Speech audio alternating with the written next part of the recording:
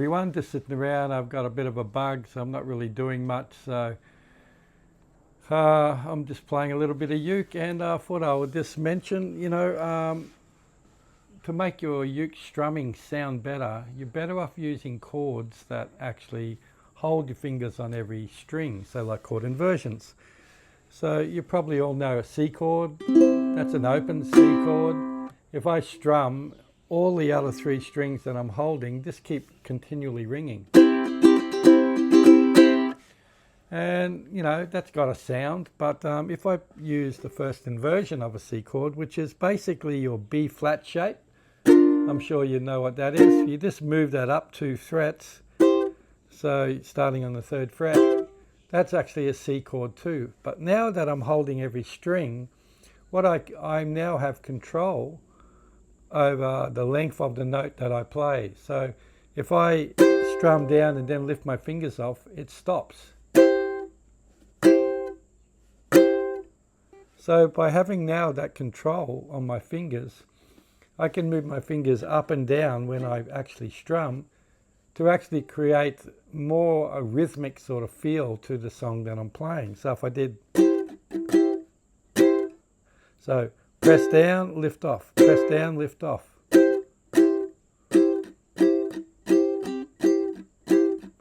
So I actually, it's more rhythmic. So I'll just play a little bit like that, and I'll just keep, once I hit the note, then I'll lift off. So I get a clear, non-sounding gap in between the strum. Have a listen to what that sounds like.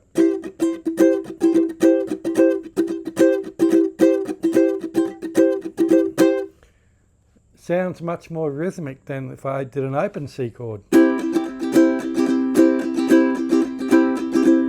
Playing the same strum, but because I've got these 3 strings just continually ringing, it loses that rhythmic feel.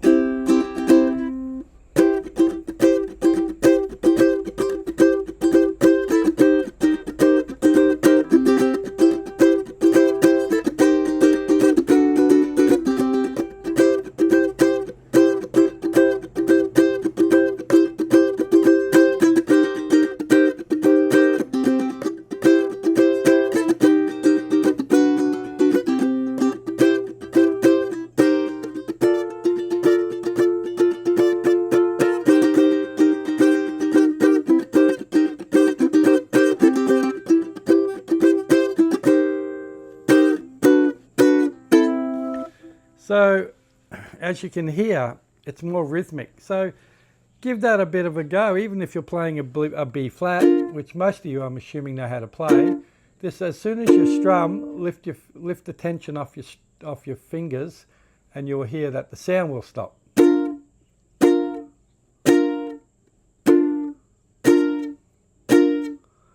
So you can do that after every beat.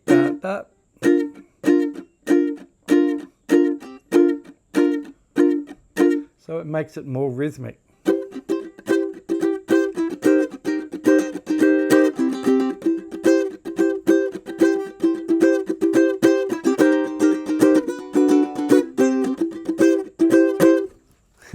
Anyway, give that a go. And then, if you want to do that on different chords, and you'll have to start learning what we call chord inversions, which basically hold your fingers on every string with a chord.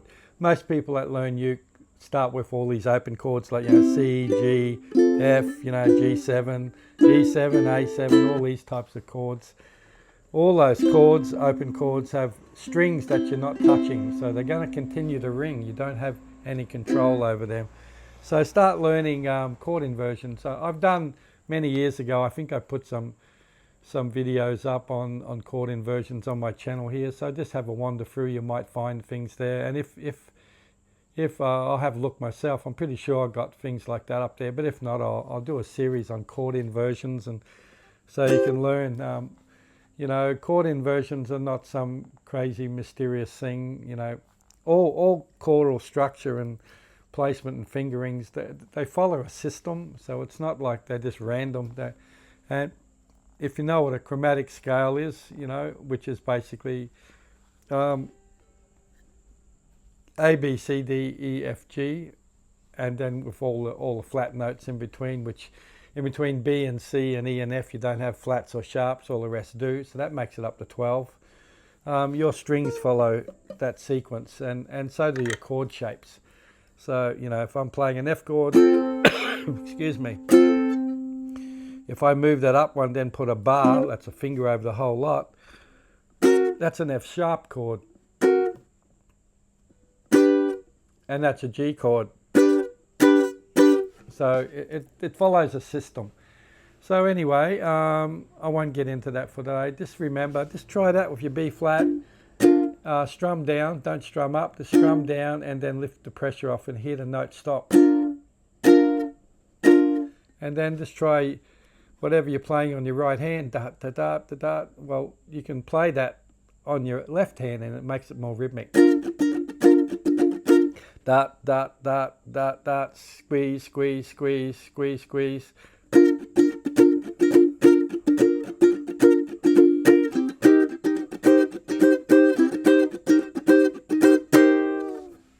Anyway, hope that's been helpful. Happy ukulele people. See you again soon. Bye.